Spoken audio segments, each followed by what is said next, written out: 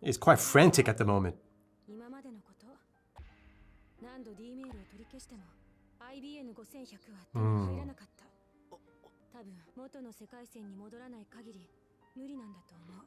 Who's here to ground him? Makise Kirisu.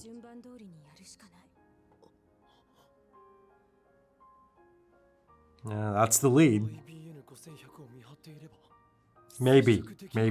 I doubt FB is going to show up in person, but someone is. Look at that. Peace offering. Good for you, Moeka. Good for you. She's taken the steps. The first step. Directly speaking. Because it feels right, doesn't it, Moeka?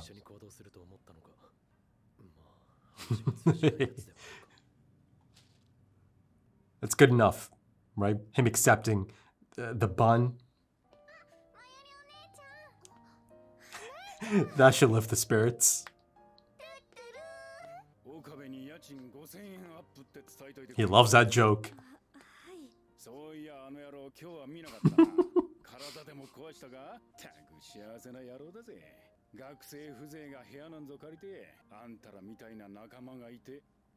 He's got it made, eh?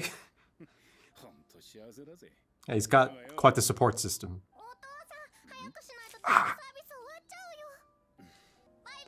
Listen,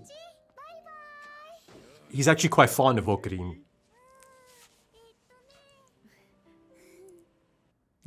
That's good.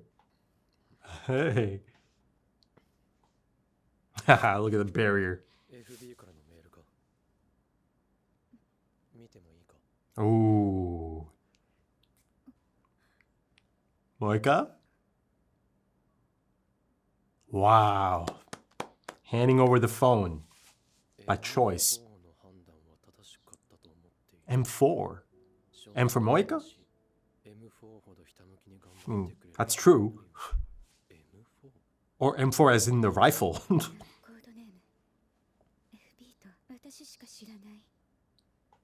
Okay, good to know. And she shared that secret just now.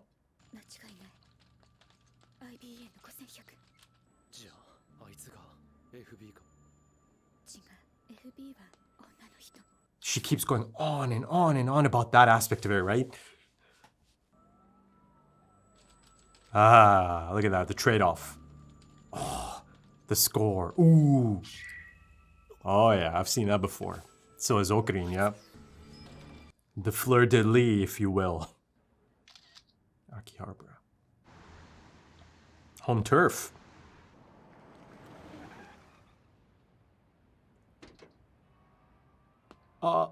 That's Mr. Braun's truck.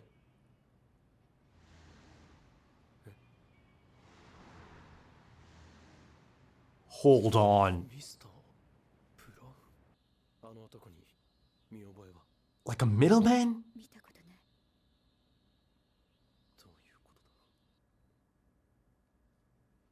I mean, unless he's just straight up FB.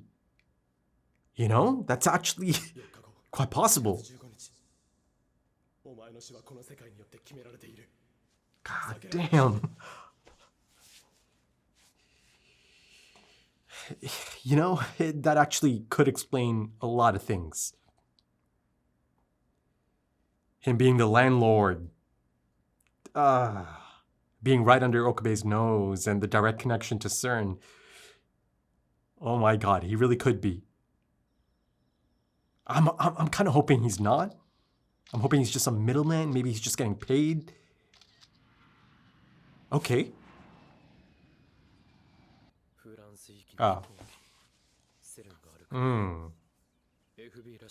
France, Switzerland. Oh man. It actually might be him.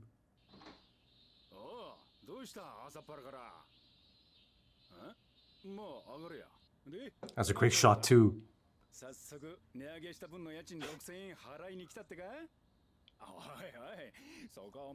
He loves the banter. He does. This is it. Look at that. The barrier again.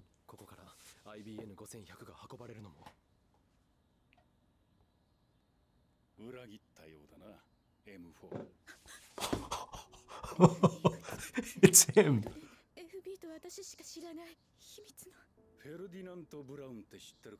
FB. It's him. It's him. Holy shit.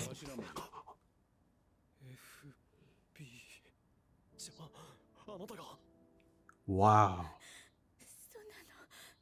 It is possible, Moeka. This explains pretty much everything. It just kind of checks out, doesn't it all? Look at this. Industrial. Cold.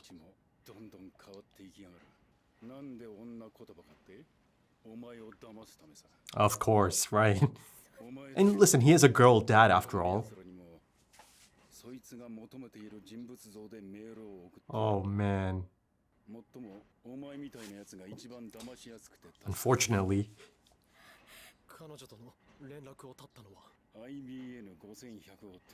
Yeah, it checks out.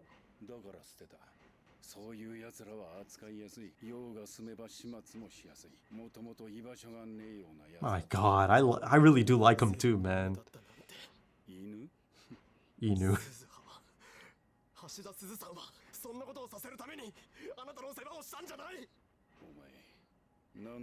Oh.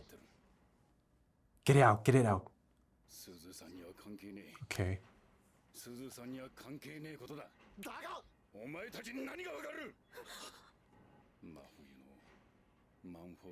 Ah.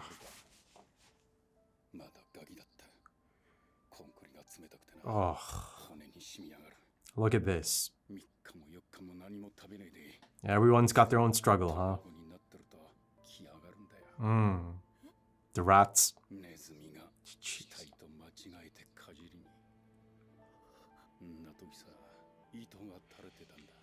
He's part of the cycle as well, man. A spider's thread.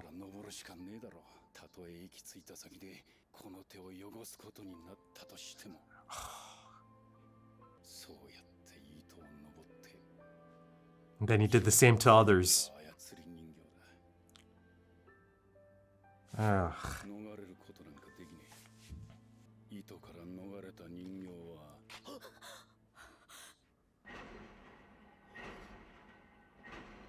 Yeah. Oh, she remembered.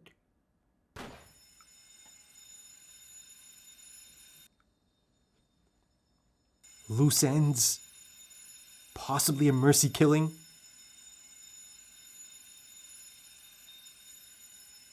Is that like the break? Oh, it's the alarm. That is a fantastic scene. I thought it's like a break alarm at the construction site.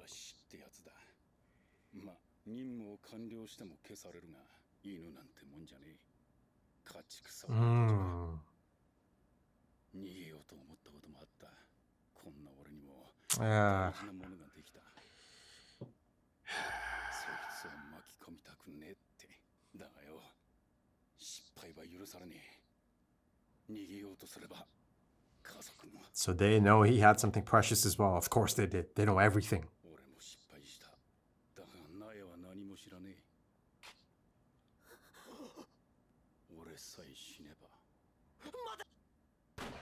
Oh. Oh. Damn, man. That residual memory.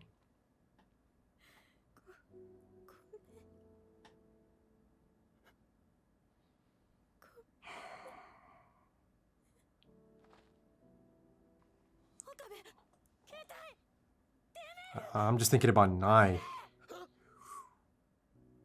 Ah, right. From FB. This is it?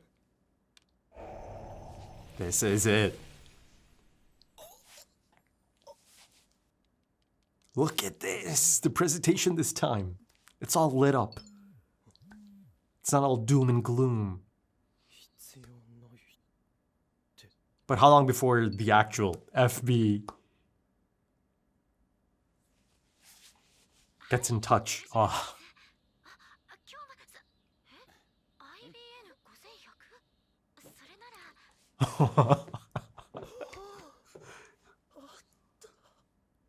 The relief, you could hear it in the voice.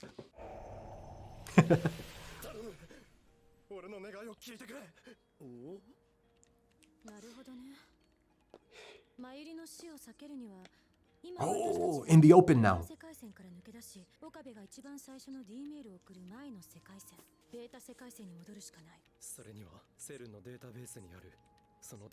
Okay, I'm glad Daru's in on it now.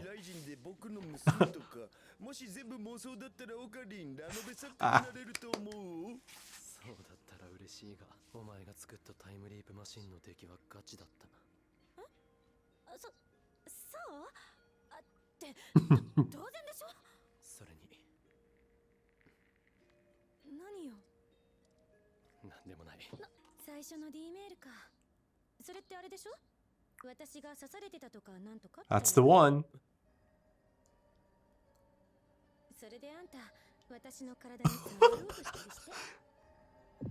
Okay, it came rushing back, eh? But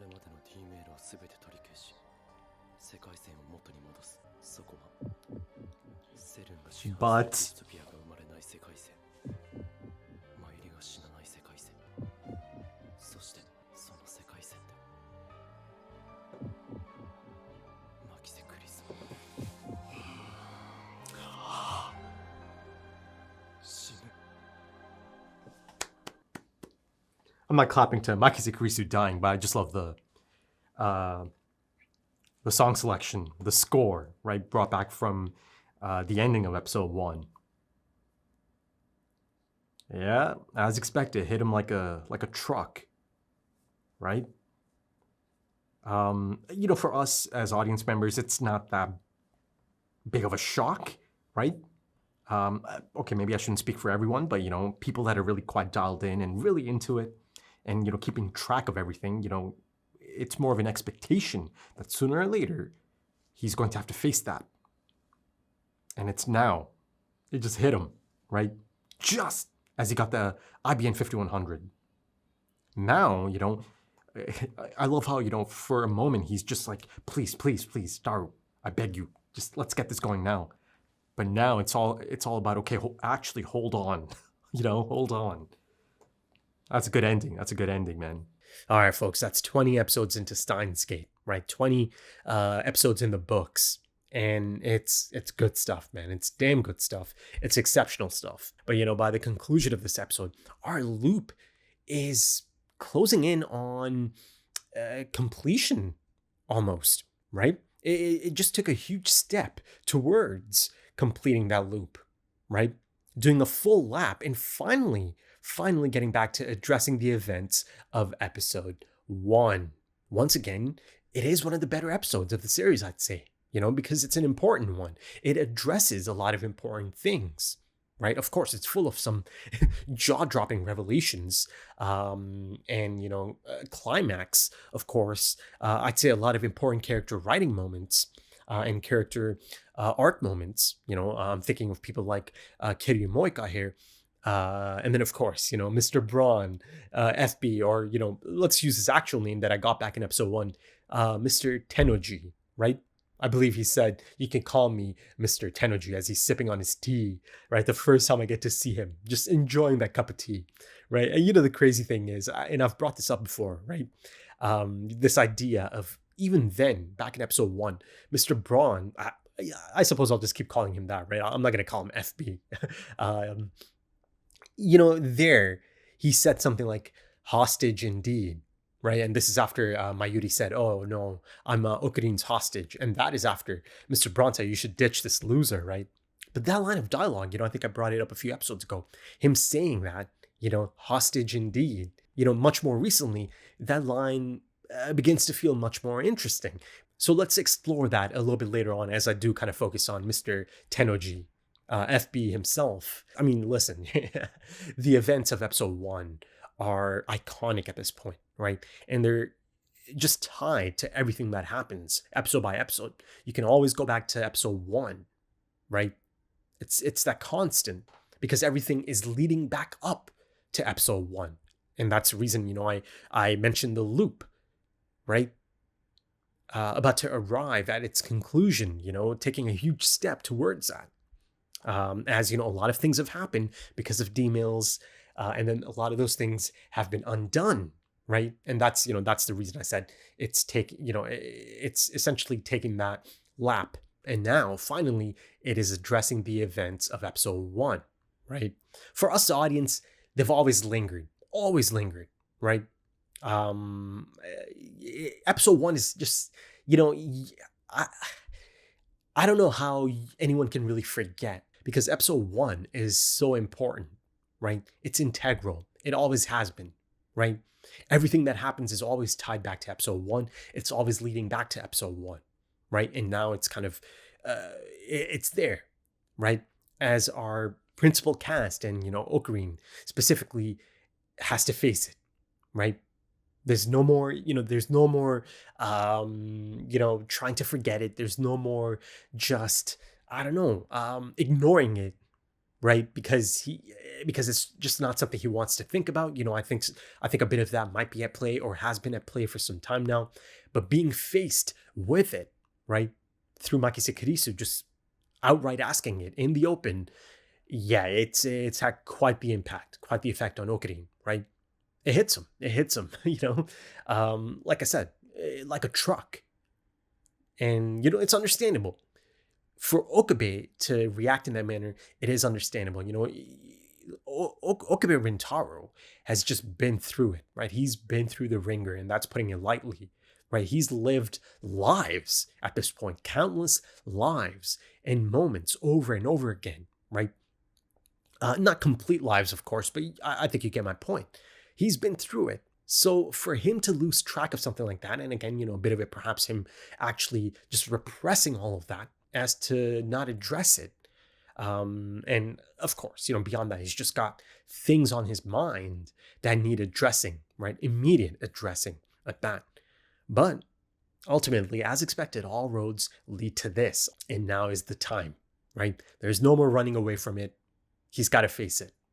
Now, the scene itself is excellent, the moment, just his reaction, the expression on his face, you saw how it just kind of got me really quite excited, just to see that on his face, just to know that he is now finally completely reminded of this, and he understands now, right?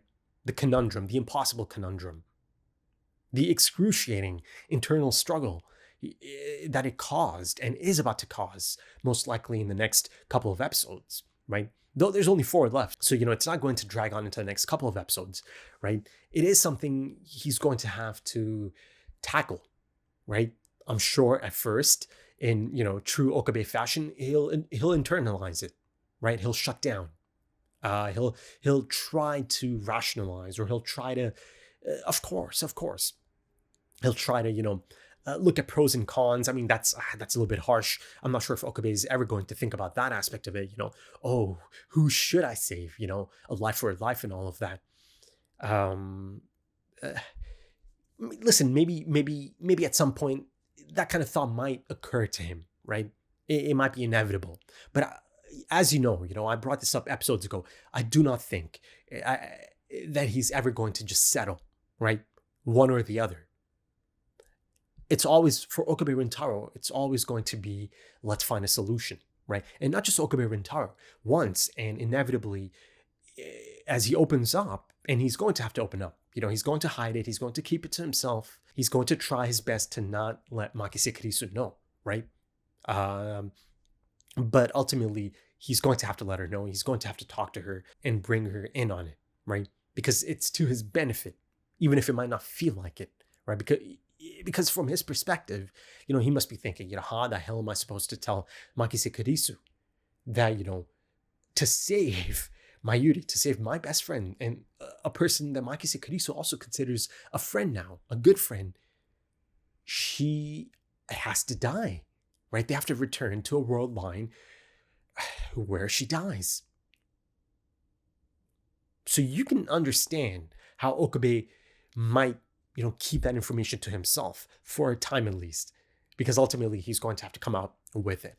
He needs Makise Kirisu's help, and beyond Makise Kirisu, he needs Daru. He needs even Mayuri, right?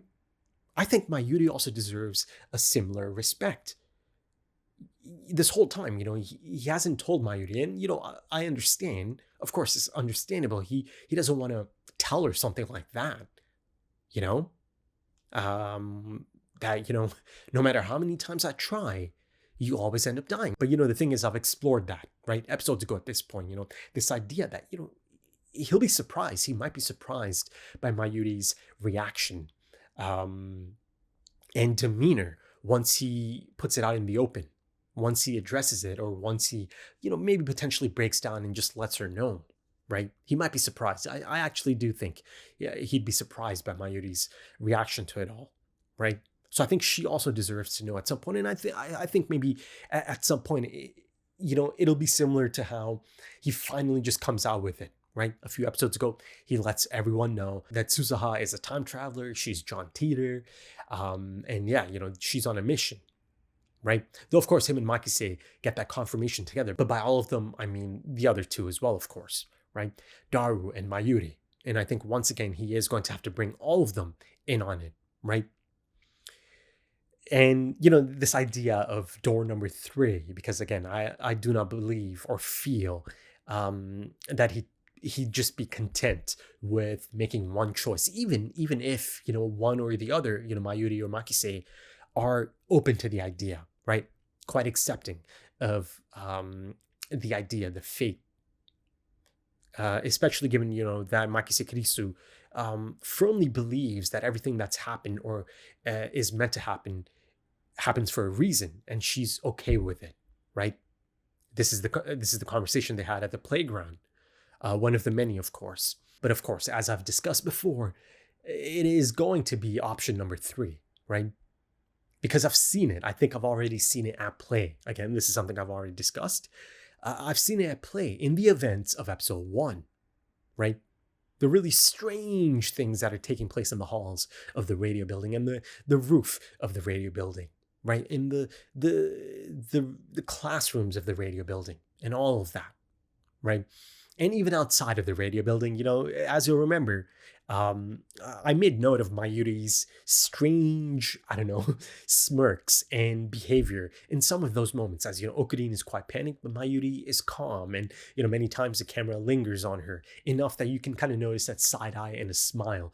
The most noticeable shot being of them outside, right? And, and I remember commenting even back then. But of course, as my running theory or belief at this point is that indeed that is Suzuha on the rooftop, and that's another Okurin running around, right?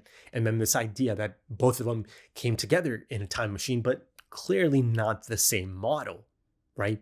Because they've established that the one Suzuha came in, that could only carry one, right? They actually even bring attention to that. Mayuri, she's really quite sad to see Suzuha make this journey alone. And, that if she could, she would join Suzuha in that time machine. And I believe it, man. Mayuri would have stepped in there. If there's space for one more, Mayuri would have jumped in there just to be a support system for Suzuha, right? That's who Mayuri is. And, speaking of support systems, there's a bit of a focus on that as well. How some people have everything, how some people have it made and they might not even know it. And others have nothing, less than nothing, right? And this idea of just these people that are on the fringes of society and how, unfortunately, in many cases, they're taken advantage of. That is certainly at the thematic core of this episode as well, right? As you have both the late Kiryu Moeka and Mr. Tennoji, FB himself, right? Who drops quite a heartbreaking backstory himself, right? This idea of everyone has their struggles. Everyone has their own struggles. You don't know what's going on in someone's life, in their mind, at any given moment, and the things that they might be holding back, right? There is just so much great stuff to explore, a lot of rich stuff in this episode to explore. But for now, let's kind of focus on that ending and the immediate connotations of it. Ocarina is about to go through an excruciating internal struggle, right? And simply put, like I said just a few moments ago, he's going to have to talk with Makise, right? As tough as it might seem. And, again, like many cases before, Makise is probably going to have to get it out of him, push him, right? It's been shown at this point that Okabe does have, sometimes he has issues. He struggles with taking that first step, right? But he's got people around him that understand him, right? You've got people like Mayuri and Makise, but also Daru, right? But these people understand him to the point that, Makise and, of course, Mayuri as well, who's noticed that, there's this growing distance between the two of them. Makise is going to put it together that, okay, I almost said once again, but, it's different iterations of Makise Kurisu, right? Anytime he time leaps and all of that. But she's going to see it, right? Because more so than ever before, he's going to be even more broken down, even more checked out. So ultimately, I do believe, Makise Kurisu might have to step in once again to really get it out of him. My expectations of the next episode, possibly the episode after that as well. But again, dedicating 2 episodes to that might be a bit much, given that I've only got the 4 left and there's still quite a bit that needs to happen here. He'll certainly spend a portion of the next episode just internally, trying to tackle it and just trying to come up with the impossible solution, right? To the impossible conundrum and all of that. Right? How do I make this happen? How do I save both Mayuri and Makise Kurisu? And then ultimately, that might branch off into, okay, do I stay, or do I at least attempt or try to stay in this world line and, somehow have Makise Kurisu, remain alive, and then somehow, figure out how to keep Mayuri alive, or ultimately perhaps return to the beta world line and then, figure something out for that, right? Mayuri is going to be alive, right? But Makise is the one who dies, and then, figure out somehow to save Makise Kurisu. But, again, I am repeating myself here from a few episodes ago, but the fact that I see the dead body, and that Ocarina sees the dead body, our Ocarina, that I've followed this entire time, it's almost, I can't, I don't want to say it's a hard confirmation that indeed, no matter what they try, Makise Kurisu does end up dying there, but it most definitely looks like that. It most definitely seems like that. But I do feel that I've got some incredible stuff ahead of me. I'm sure I've got some jaw-dropping moments ahead of me, right? So, I'm quite excited. It's bittersweet because it is about to reach its conclusion and it's about to end, right, for good. But then at the same time, there's that excitement of, okay, right, that phase of any show, right, of any story always promises an embarrassment of riches, if you will, right, as an audience member, for an audience member. And again, embarrassment of riches is a term that can kind of apply to, someone like Ocarina, if you're looking at it from Mr. Tennoji's perspective, right? The support system that Ocarina does have, right? His own place, friends like this that care about him, right? He's happy-go-lucky. He can do all of these experiments to his heart's content. That takes a totally different meaning a little bit later on in the episode, doesn't it? As you compare it to the upbringing. Upbringing is putting it, it's not an upbringing, is it? To the survival of Mr. Tennoji, right? On the streets as an orphan, of course. Now, unfortunately, Nai is an orphan as well, right? In that world line, of course. But, the thing is, even if, my, take on this is that, I don't consider those timelines as, okay, I'm glad they didn't happen. It's just like a bad dream. It was just like a lucid dream. The most active one is the one that should really matter. I don't really look at it like that, right? It's not being presented as that either, There's stakes at play here, right? Emotional stakes. And, the way all of these are presented, especially in these last run of episodes, right? The life and death choices, the choices that affect your identity, be it Ferris, be it Ruka, right? And now you've got this one as well. These are life-altering moments. And through Ocarine, our resident reading Steiner holder, you see how things could have played out or should have played out maybe, but they can't, right? Because they have to be undone. So to me, all of these timelines that I've had the privilege to experience, and all the great writing and the character moments and interactions that I've had the chance to experience, all of them are real. They might not be active anymore, but there is a distinct lived history about all of them. And both us, the audience, and Okabe carry those experiences. I mean, almost immediately as he goes by the CRT shop, the repair shop, he sees Mr. Tenuji and Nai in a totally different light, right? And so did I, man. So did I. I mean, I always appreciated that relationship, right? That bond, again, that father-daughter aspect of this story. That's been a constant. But there's always been something incredibly wholesome about, this girl-dad aspect of it, right? Mr. Tenuji, I hope I'm, pronouncing that correctly. And, his daughter Nai, he's this tough, brooding figure, right? This enforcer. I mean, he's also literally an enforcer as well, for CERN, I suppose. I mean, maybe not just strictly an enforcer. He's got another job as well. And, it's a tricky job at that, right? Because Moika's not the only one he has to keep track of and converse with. And it's not just simple conversations, right? He has to take a unique approach with each person, right? All of these rounders, all of them are unique cases, right? I'm not sure if all of them are as unique as Kiryu Moika, right? But I'm sure, he has to take a different approach. But like I said, him being a girl dad, him being an actual father, he understands as well, right? The things that Kiryu Moika needs to hear. And oh my God, there's, I think he doesn't, of course, he doesn't quite show it. But, I'm sure, it kind of kills him on the inside, a part of him at least, to be doing this, right? But ultimately, it's for the sake of his daughter, right? And, people do things for their loved ones, right? People can do anything for their loved ones, if push comes to shove, if need be. It didn't really quite get into the specifics of it. But, one thing is clear, that he's an orphan, or he's by himself, right? At that age, in the streets, he's got nothing. Right? The lowest of lows, as desperate as they come, right? And in those moments, in that situation, no one is thinking about the long-term consequences or connotations of a choice you're about to make in the moment, just to survive from a day-to-day basis, right? In desperate times, people take desperate measures.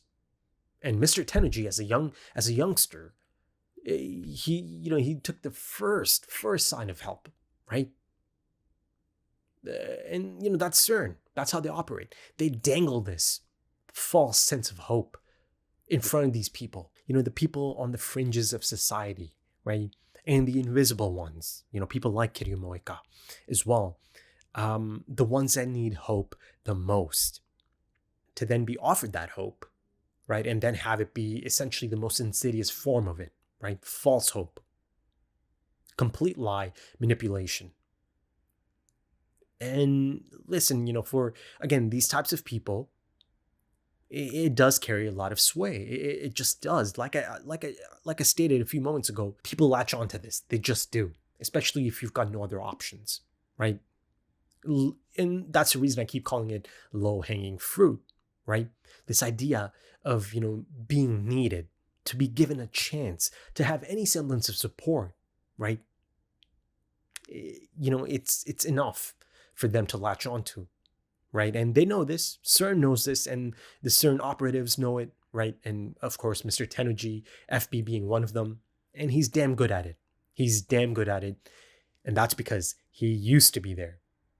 Once upon a time, he knows exactly how it feels to be in that position, right? To be on the fringes, to be desperate, beyond desperate even, right? He's had it worse than any of them, essentially, right? So he truly knows rock bottom and below rock bottom, even how that feels, and just the things he might have needed in those moments, things he might have prayed for and hoped for in those moments. And this kind of ties back once again to Okabe's support system, and Mr. Braun speaking on Okabe's lifestyle, right? Just Okabe's life in general, that he's essentially got it made, right? But then at the same time, a little bit later on, right, at the construction site, Okabe gets a reality check as well, right? Because yes, Okabe's been, he's gone through it. He has, right? No one can say he hasn't, right? He's been through it. I mean, Okabe has gone through something that no one else can relate to and is ever going to really completely understand, right? Again, because of reading Steiner. But he gets a real life reality check from Mr. Tennoji, right? This time, his life, and again, being that age and having this life is kind of almost is presented as privilege, right?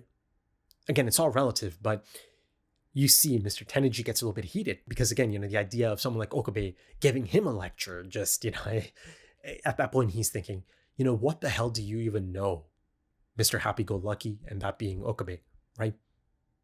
The hell do you know about rock bottom in life, right? And desperation. So yeah, I really like that scene as well. But then at the same time, of course, Mr. Tennoji doesn't quite know or understand the things that Okabe has been through recently, of course, and the death that he has experienced, right? His friend's death and all of that, and all the heartbreaking things that he's gone through recently because of, again, the time travel aspect of it, reading Steiner, time leaps and all of that. But that does kind of bring me back to another question, and it's not really clear. It's still not 100% clear here. Does Mr. Braun actually know about the time travel aspect of it, right? Or is it as simple as, okay, CERN doesn't tell him about that aspect of it, that ultimately he didn't really need to know about that aspect of it, and his job is just to be FB, right? And, look after the rounders and all of that, right? Be the head honcho for them, and that's all you need to know. That's your job, right? I mean, earlier you saw, I was hoping that maybe, he's getting paid and he doesn't quite know, the things that he's transporting. Maybe, I was kind of hoping. But ultimately him being FB, it's not as if, oh man, that sucks, because there's nuance there, listen, at the end of the day, CERN is the one and only entity or group in this story that is presented as just straight up malicious, right? Everyone else has an element of nuance. Yes, questionable choices are being made, have been made, but it's complicated, as showcased through our most recent example as well, right? Mr. Tennoji. And then, of course, Kiryu Moika as well. But yeah, going back to Mr. Tennoji, this idea of, climbing into that spider's thread, right? Even if following it meant getting his hands dirty. And of course, before he even knew it, he ends up being a puppet on strings, right? So, this whole idea, the cycle of it all, there's a level of puppeteering, and then of puppeteering of puppets as well, right? And CERN, diabolical, just diabolical, man. I mean, they're getting people like, desperate people that found them in desperate situations, much like a young Mr. Tennoji, and then getting them to target other people like themselves, or people that find themselves in similar situations, right? Again, on the outskirts, on the fringes, the invisible ones. And then, of course, once you had Nye,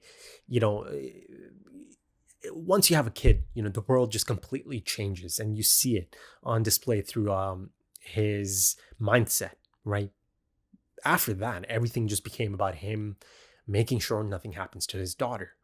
That's the only thing that matters to him, right? As a father, understandably so, right? And you see the things he's able to put into motion because of that. I mean, this is a person that has ordered murder, right? Potential murder. The young girl that plays with his own daughter ends up being on the wrong end of that directive, right? for FB, for FB. Moika reminding herself, telling herself before ultimately shooting Mayuri. Now, listen, I don't think, I don't think at any point it's clear that, he gives a direct order to, kill Mayuri, right? But, she's the one that's not really needed. So ultimately she ends up being the one that gets shot. But, just the idea of that, right? Just the notion of that this girl, that his own young girl is so fond of, is the one who ends up dying directly because of his own orders, right? Now, again, this kind of brings me back to that question I was asking about him potentially knowing about the time travel aspect of it. Let's kind of, look at some of these messages that are still kind of, or rather the origins are still kind of unknown, right? And I'm speaking of, the red jello and the severed head of the doll, right? Am I looking at, as you'll remember back then, I kind of speculated that maybe this is someone looking out for Okabe as well, right?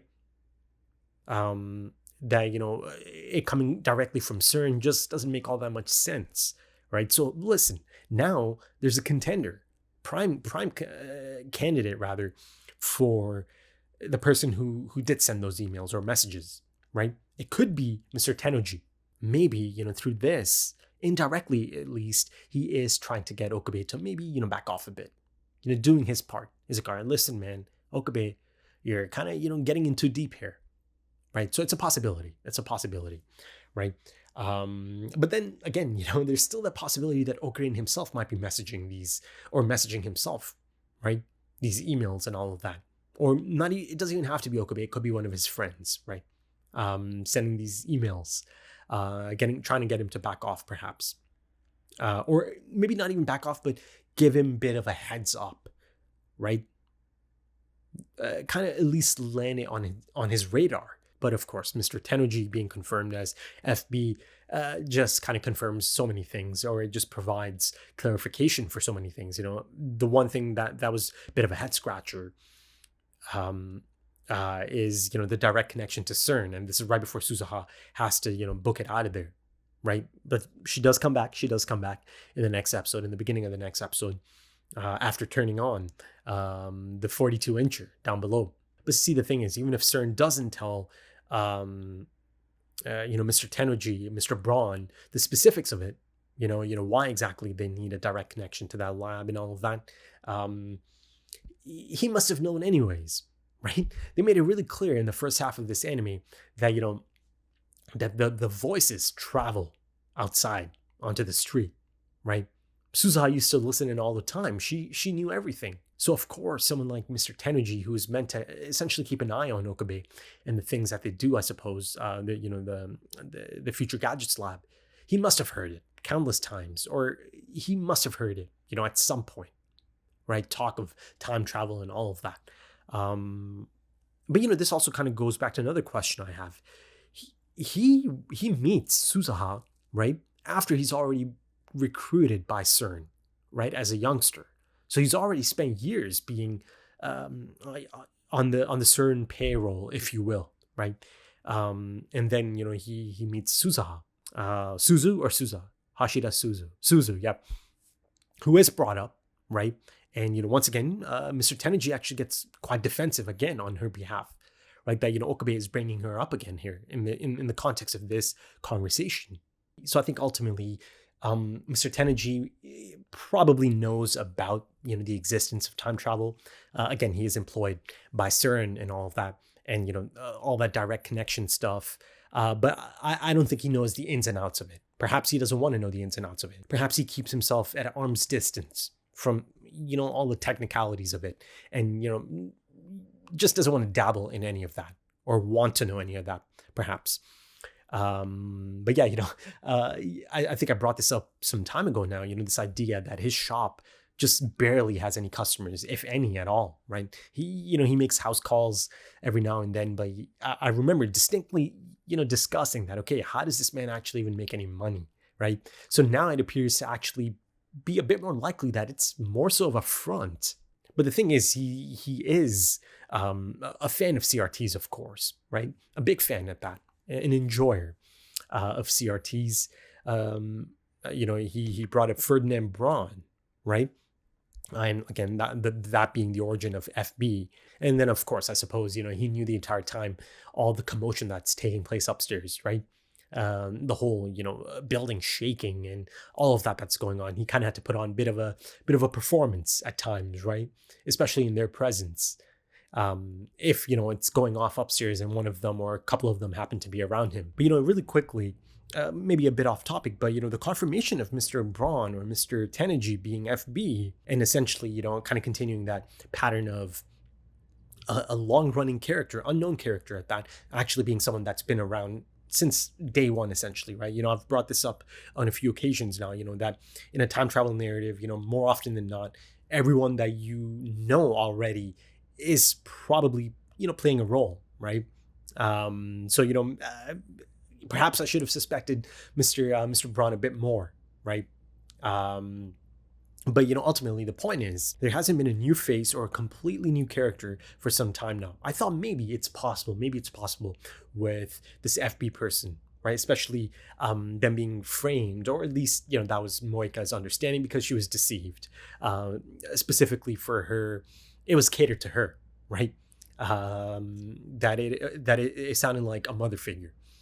Listen, man, Mr. Tenergy's good at his job, man. These had to be believable, ongoing correspondences with multiple people over the span of years as well, especially for Moika since 2006, right? So it took some tact on his end. But now I'd say I'm quite certain that I know who Maki Sekirisu's father is, and it's a bit of a, I don't know, something about it makes me a little bit uneasy. But listen, there's only one character left, named character that I saw, and that character is tied to the events of episode 1 that are being brought back up by the end of this episode. It's got to be Dr. Nakabachi, right? And I kind of hate that. I do kind of hate that. But if you think about it, it lines up, doesn't it? Right? The things that she described about her father and all of that, and him, at least in the beta timeline, stealing John Teeter's talking points and claims and all of that. And then, that idea of Maki Sekirisu being quite against the notion of time travel, right? To the point that she gets really quite heated, shuts it down, gets angry, but then, slowly, bit by bit, she's kind of on board. And I'm speaking of that scene that happened inside of the coin laundry, right? But yeah, I think it's got to be Dr. Nakabachi, right? This character's been around since episode 1, since day 1, and it's the only one left at this point that can be her father. So I'm going to go ahead and assume most likely it is her father, right? Because at this point in the story, even more so than earlier before, this point of the story, 4 episodes left to go, it just simply, it's exceedingly unlikely that it's going to be a completely brand new face, a completely brand new character, right? It just doesn't make sense. So, if Dr. Nakabachi is her father, in episode 1, Maki Sekirisu comes in to his fake seminar, right? And he sees her, and she pulls Okabe out of there and all of that. Now, I didn't really kind of get to see his reaction because the camera doesn't pan to him again. There's no tight shot of his expression after that. It's just her pulling, or is there? Was there? See, that's maybe one thing I'm kind of forgetting. I know there's some, tight shots of his eyes. I noticed the eyes in episode 1. I mean, not just Dr. Nakabachi, just eyes in general are quite a focus in episode 1. But yeah, let's kind of get back on the immediate topics at hand. Also, listen, man, the direction, the storyboarding, and the acting itself just remains top notch, right? And that's a constant. That's just been a constant throughout this anime. It's exceptional stuff. It really is. I mean, just look at Mr. Braun's murder-suicide scene, for example. Staged with Nai's alarm clock, right? The whole scene is just masterfully executed, I'd say. Once again, kind of reiterating this idea of time being up, right? And also, kind of like Nai's father is out there, this secret life, this double life of his, and she's just oblivious to all of it by design, of course, right? But some of those shots of her, she sees that, of course, he had company, right? She sees the multiple cups of tea. And then she just kind of assumes that he'll be back, right? Probably stepped off for a moment. And yeah, they do step out. They go to quite the location, construction site. I mean, that should have sent up a few red flags for all of them, all three of them, that he is taking them out there to a secluded, construction zone perhaps. But also, on the flip side, you can look at it as him, possibly getting out of range, getting out in the open. So, there's no chance of CERN listening in on any of this stuff, right? Being bugged and all of that. You can definitely look at it from that perspective, right? I think, ultimately, and as I noticed and stated earlier in the episode as well, he is fond of people like Okabe, right? And his friends. Again, like I said, Mayuri is someone who plays with his daughter, right? Someone his daughter really likes and looks up to quite a bit. They establish that connection really early on in the anime as well, right? It's clever. But going back to the murder-suicide scene, yeah, man. I mean, there's a lot of things at play there, right? A key component of this is Kiryu Moeka having her residual memories moment, right? Memories bleeding through. And it's actually triggered by her being in that position, right? Being in that really unique position, I suppose, of having a gun pointed at you and then, of course, getting shot as well. And of course, I'll come back to that in a quick moment. I just want to focus on that one shot of Nai, right? Just, happy. She prepared breakfast for her dad. Now she's just kind of sitting there until he shows up. He's never going to show up, right? That, to me, that shot of her, and again, the connotations of it and her life from that point on, I mean, there's no mention of a mom that's in her life. She's probably going to end up going into the system. It is a timeline that easily could have been a prime timeline that, that is something that happened and can continue, right? So yeah, that's one of the most haunting shots of the entire anime, man. Nai. And episodes ago, Nai also had another really haunting moment, accidentally causing the death of Mayuri. Even though, she was just a piece on the board, right? Mayuri was always fated to die. But in this instance, it's through Nai, right? That Mayuri's death has to be facilitated. But yeah, of course, at the end of the day, Mr. Tenergy saw it as, okay, she's going to end up growing up, without a father, but she'll be alive, right? She'll be alive. And this is the point I was making about long-term consequences and connotations of choices you end up making decades ago in the moment, because that's all you can do. You have no other choice but to make that choice at that moment of need, in that moment of desperation, right? As a homeless youngster on the streets, on the cold streets, he let himself be tangled up in the spider's thread. And of course, CERN has this whole, dystopian organization that rules with the iron fist aspect to them. But I think this right here, their treatment of these people, them targeting these people, these types of people, and perpetuating that cycle and forcing them to perpetuate that cycle as well. That, I think, that right there is one of the most malicious things, one of the most insidious things they've done, right? To treat people in this manner, right? To use them as a tool that can be discarded at a moment's notice. But, going back to Kiryu Moeka in her moment, the memory of, that night at the lab kind of bleeding in. I think this right here is a great scene, right? And you have to give a lot of credit to the animation and the drawing as well of the expressions. Kiryu Moeka finally felt and understood how she made them feel, right? How she made Mayuri feel on that night, right? The immense fear, the panic, and the pain of it all. In these split moments before being shot, she truly realized, the terrible things she was able to justify, right? And then facilitated. And if she didn't truly understand them before, right? She most definitely understood in her final moments that these are unforgivable things, right? And listen, I'm not absolving Moeka for the part she played in all of this and some of the really questionable choices she ends up making. And, like I mentioned earlier in this discussion, there's nuance, it's complicated, right? And, I think I discussed it at length in the last episode as well. Because there you really truly get to see the extent of the dependence, the over dependence at that, and the manipulation at play, the tactics at play, right? And the mental health at play, and just a person that really really needed professional help, realistically speaking. But all of that being said, there is a glimpse of horror, shame, and guilt, of a devastating realization there, right? That she did do unforgivable things. And I'm speaking of the tight shot of her eyes going wide at that point. You see that she's completely devastated in that moment, that she put people through this feeling, that she facilitated this, because now she's in Mayuri's shoes, right? Now she truly knows how it feels. And it's devastating for her. I think, she feels a tremendous amount of guilt and shame that, she let herself get to that point, right? That she justified something like that, right? For FB, as she looks down. That was clear even back then, right? Even then it's nuanced. It wasn't clear cut. But I do think by the end of this scene, again, after Mr. Tenergy shoots himself, I do get one of the most important character moments of this entire story, right? Her apologizing, right?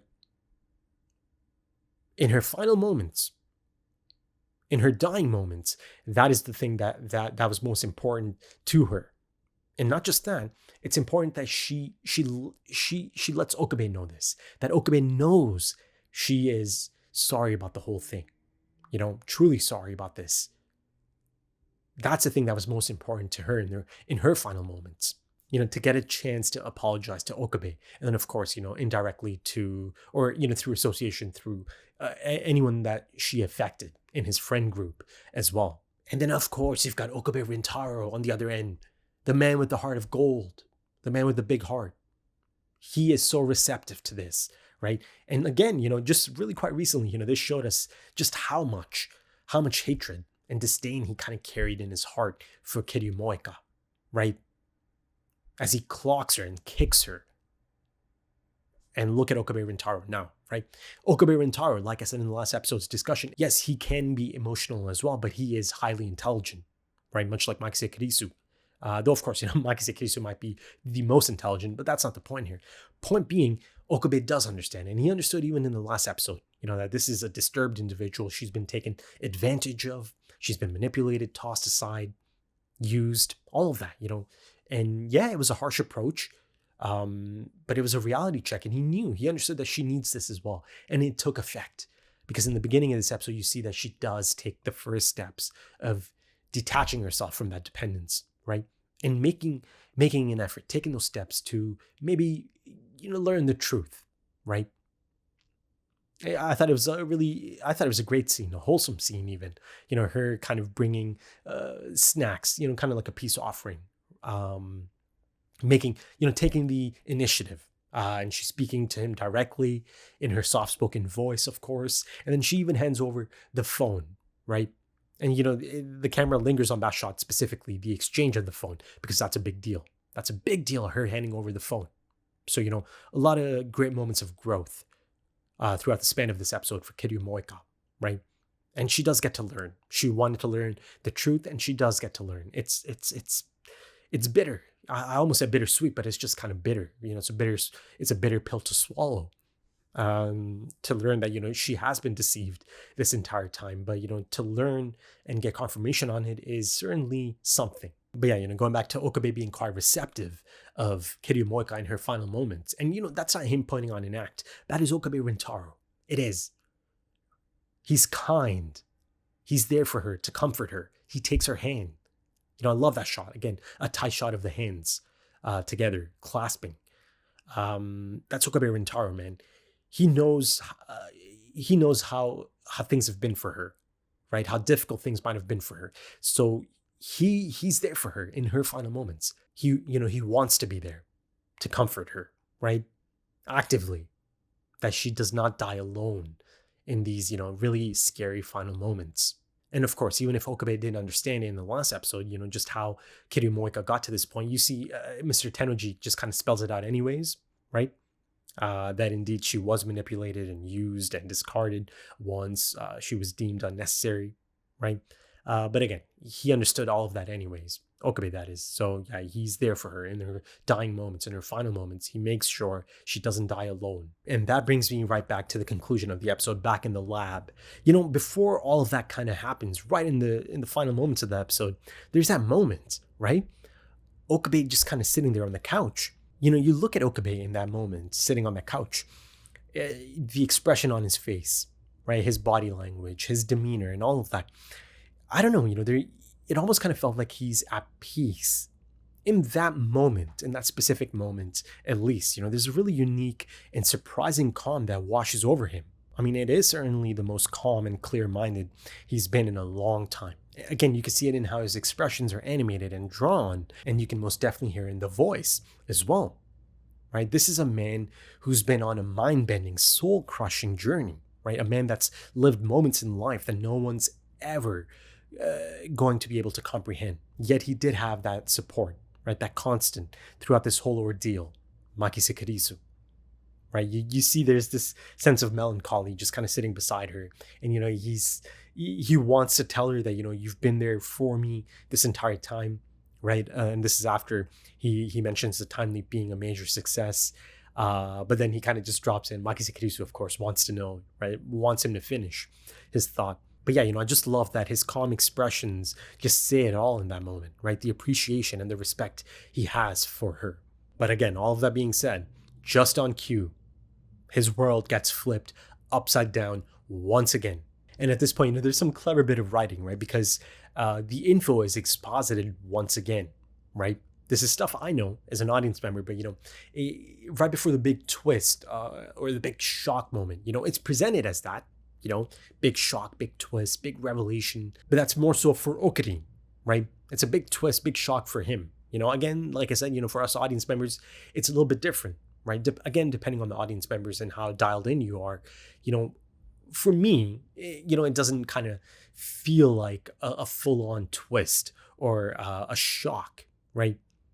The excitement of it, or, the reaction that kind of came out of me at that point is of Okarin, getting to see Okarin having to realize this. But yeah, going back to the repeated exposition, it really kind of functions here, and it's a really unique situation, right? Because otherwise, it'd be a lot of repeated exposition, for the sake of the audience. But here, it's Makise Kurisu, this iteration of Makise Kurisu, repeating it, right? And that allows that to be kind of established right before the big, shock moment for Okarin. And then, of course, once Makise Kurisu spells all of it out again, the beta and the alpha aspect of it, and, having to delete the data from CERN's database and all of that, right? Jumping from alpha to beta, so Mayuri does live ultimately. Then she really, really hammers it home, doesn't she?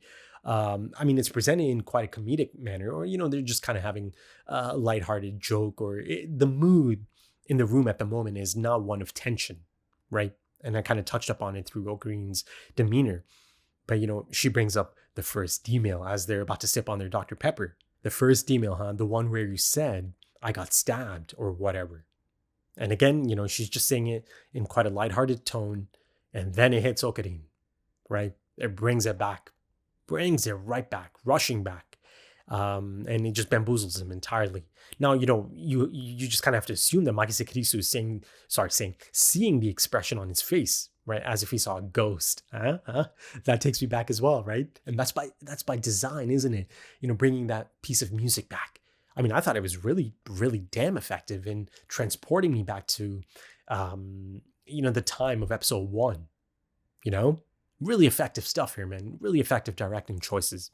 And then, it's just crystal clear in his mind, right? And through internal monologue, he kind of spells it out for himself. Undoing all of our demills will return us to the original timeline, a timeline where CERN's dystopia never occurs. But, that right there, it does kind of, immediately, it kind of makes me think, okay, so the beta, right? The original timeline back in episode 1, so the dystopia never occurs. So is it just normal? Is it just a normal future in the beta world line, right? Or does the beta timeline have its own issues as well, Because they've certainly presented it as, okay, it's not as if it's the best it's the best timeline to be in, right? Beta or alpha. You know, you're stuck between a rock and a hard place. You know, you've got Mayuri on one end and Makise on the other end. You know, so for all I know, there could be other issues in the beta timeline, right? There's 4 episodes still to go, and there's much to explore still about the beta timeline aspect of it. And listen, you know, since there's only 4 episodes to go, and now it is addressing the events of episode 1, and it's kind of, you know, almost completing that loop, I believe and I feel that, you know, a Suzuha reemergence or Suzuha reappearance is imminent, right? Again, going all the way back to, you know, the time machine on the rooftop, and, you know, my belief at this point that indeed that carried Suzuha and Okabe, right? So yeah, I mean, that's exciting. That thought's quite exciting. But yeah, you know, I think it sets it up nicely, man. Sets it up nicely for the final phase of this story, of this incredible anime. And I'm quite excited, man. I'm excited to see how they tackle this, how they try to pull off option number 3, right? I'm so sure that Okabe is not just going to, you know, let it play out like this. Okabe and friends, that is. Once he does, bring them in on it, right? Hopefully. But yeah, man, thank you for checking this out. If you enjoyed it, consider dropping a like, consider dropping some comments, give me your thoughts. If you are interested in early access to the next few episodes right now, or timer-based full length or full opacity, consider checking out the Patreon page. The links are in the description and the pinned comment. Also links to social media if that's your thing. Right then, thank you so much for joining me, folks, and thank you for your time, because time is precious. It really is. And I do hope to see you again soon for episode 21. Until then, take it easy.